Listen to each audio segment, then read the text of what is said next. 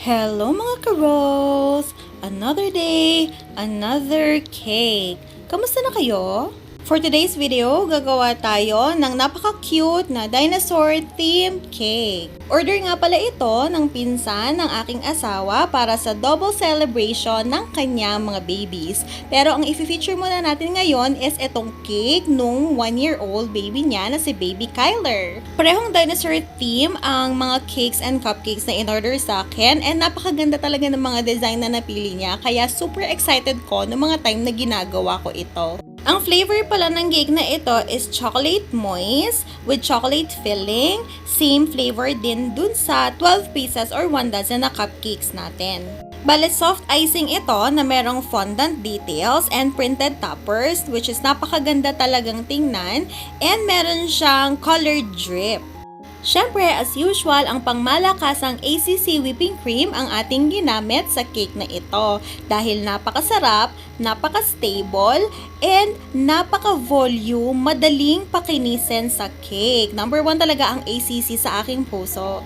Ako lang ba ang hindi mapakali hanggang hindi napapakinis talaga ang cake? So, gumamit ako ng dalawang type of scraper dito, yung plastic and then yung metal, para mapakinis ko talaga siya ng husto. At ito na nga ang color drip natin na napakaganda ng color. So, yellow-green ito. Gumamit ako ng green leaf na Chef Master Food Color and then peyotra ko na yellow. Ang mixture nito is white chocolate lang and then konting whipping cream na paste and then whipping cream na na-mix para makuha or ma-achieve ang ganyan texture. The reason behind that mixture is para hindi humulas or umiyak ang ating drip and at the same time para hindi humawa yung color green dun sa color ng base cake natin. Kasi kahit papano, maninigas ang drip natin or magsaset siya dahil meron siyang halo na white chocolate. Dati talaga hirap na hirap ako sa paggamit ng mga drips. Pinaka-ayoko sa lahat ng mga orders ko before or kinakabahan ako kapag yung cake orders merong drip dahil nga hindi ako magaling gumawa. Dati icing lang talaga.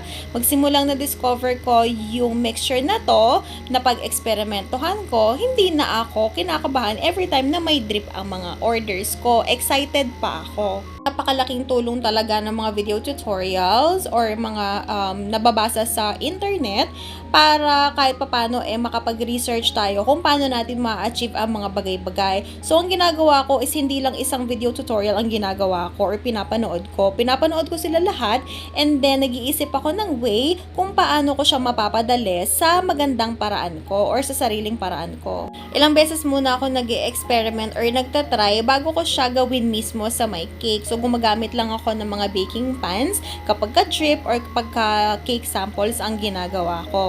Isa rin to sa mga reason kung bakit lahat ng mga cakes na ginagawa ko is vlog ko na siya para makatulong na rin ako sa mga kapwa ko home bakers na newbies rin kagaya ko. Madalas rin kasi yung mga video tutorials na napapanood sa iba't ibang platforms is kapag ginaya mo, hindi mo makukuha or maa-achieve yung mga mismong gawa nila.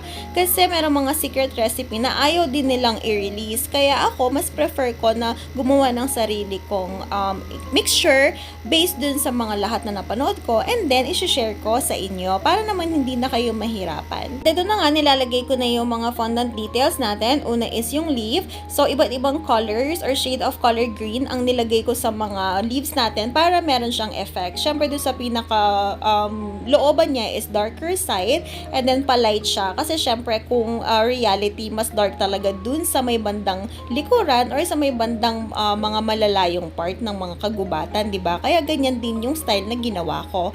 And then naglagay ako ng mga icing sa likod kasi ita-travel pa itong cake na to. Hindi kasi siya personal delivery kasi natsyempohan na yung birthday nila is same date din sa birthday ng anak ko. So, sadly, hindi ako nakapag-design or nakapag-layout ng cakes and cupcakes doon sa cake table nila. So, pinadeliver lang siya through delivery courier. Kaya, minasure ko na walang babagsak, lalo na yung mga toppers natin is 2D lang. Nakitan talaga ako dito sa pagkakagawa ko ng 2D na dinosaur kasi pang baby talaga ang effect niya. And of course, hindi natin pwedeng kalimutan ang dedication na topper nagawa sa fondant and ginawa ko siyang color sky blue para naman maiba ang color niya sa pinaka-cake natin at magka-create siya ng magandang effect. At ito na ang final result!